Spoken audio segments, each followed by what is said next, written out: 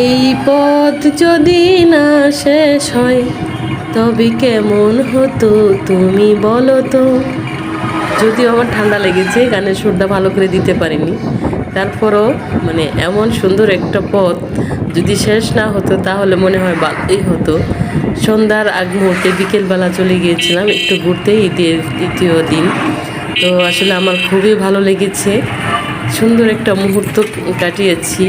তো আমার মেয়েরা বলছিল মানে রিক্সায় বসে আছি এমনভাবে ঝাঁকাচ্ছে, আসলে এই রাস্তা এমন মুহূর্তে মানে রিক্সা দিয়ে ঘুরতে অনেক মজা, অনেক আনন্দ লাগে। তো রিক্সা যখন ঝাঁকাচ্ছে আমার মেয়ে বলছিল যে আম্মু তুমি এখানেও ভিডিও করছো, তোমার মোবাইলটা হাত থেকে পড়ে যাবে।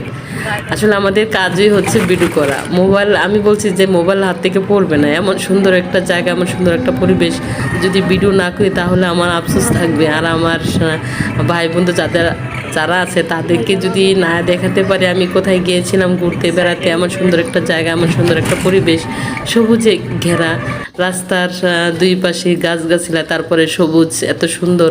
আমি রিকশায় বসে এমনভাবে ঝাঁকাচ্ছিল, তারপরও ক্যামেরা ধরিয়েছি। আমার খুব ভালো লেগেছে। আপনাদের কেমন লেগেছে অবশ্যই জানাবেন কমেন্টে।